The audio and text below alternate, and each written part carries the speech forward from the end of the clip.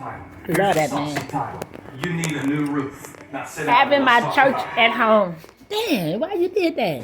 Well, I did what? Truly flavored vodka. You went on commercial? Yes, it went on commercial. Calories per serving. Endless possibilities. Always record. Well, get this whole blanket up off this clothes. Always For record. the flavor. Huh? You always record. You need a new roof. Because really, limitations are learned, right? And maybe you haven't had kids. They don't know tongues don't go in electrical sockets. They don't know anything about anything until it's kind of like Graham was telling us one time he could beat up Mike Tyson. And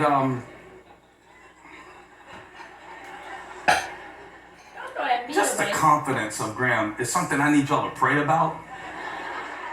Because I kind of think it's like a great gift, and then I kind of think it's like a liability, and I can't figure out which one yet. I mean, the boy walked into church today with a mullet, with his head held high, and just the confidence, the swag of Graham to not care what you think about his mullet. Now, I'm gonna get off. I promise. But limitations are learned, and interesting thing about this text is it seems like the experience of the people who are experts in the Word of God works against them, and the stupidity of the people who get a miracle seems to have a strategic advantage. And I guess that's why I've always liked the passage, because in 15 years of building the church, there have been so many times where I've had to try unorthodox things in order to do something for which I had no frame of reference. Now, you may not know this, my dad wasn't a pastor. My dad was a barber. My grandfather was a pastor, but he pastored small churches. When I say small, probably like 100 people would have been on the bigger side. He did 70 churches of 70, 50. I think in Monk's Corner, it was the biggest one that was about 200 on Easter. Wasn't that big? Am I wrong? Am I off? Okay, so that, to me, in my mind, was the biggest church that I had seen. In fact, where I was a youth pastor, there were about the same, about 120, Santee Circle Community Church, where Pastor Mickey let me learn to preach. When I went to preach one time with Holly, I was sharing at a church. I can't remember where it was. Cowpens, South Carolina. Cowpens. Anybody from Cowpens on EFAN? And there were about 50 people in the church. And the woman turned to Holly when I walked up to the pulpit to preach. I was only 18, and we were in college, and we had traveled out here for me to preach. And the woman turned to Holly and said, "Is this Stephen's first time preaching in a big church like ours?" And we always thought that was so funny. A big church like ours, with 50. And it was. It was for her frame of reference, right?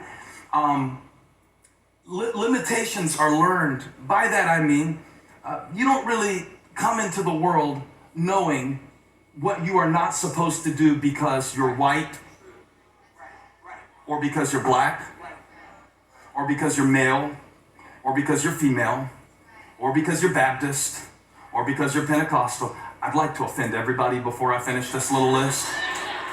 Those things are learned. They are learned.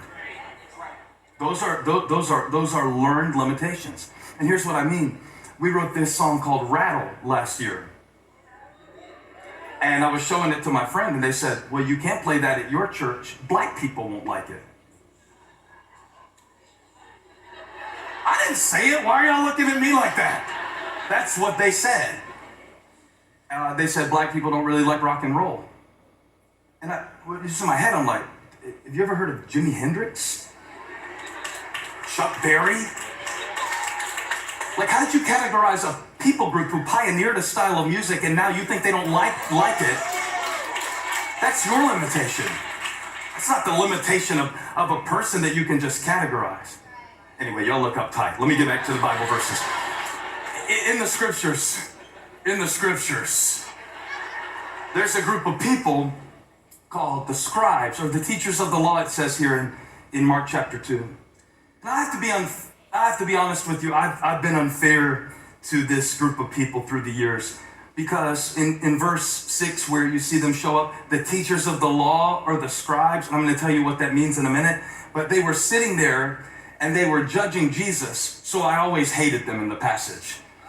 It made me hate them that they would criticize Jesus, who's the Son of God. And at different times in my ministry, I've used this passage to preach to different needs. Like in some cases, I've used this passage to say that we as the church should be like the 4 men and bring our friends to Jesus. And then I'd give everybody a little invite card for the next week, and I'd say, now bring your friends back to church. And I'd tell them, break the roof and send them out to go get their friends to Jesus. Bribe them, do whatever you have to do. And that's not a bad message. I've also used this passage at times before to talk about what it would feel like to be the man on the mat who is getting dropped. Read it again real quick. Show me where he agreed to this idea.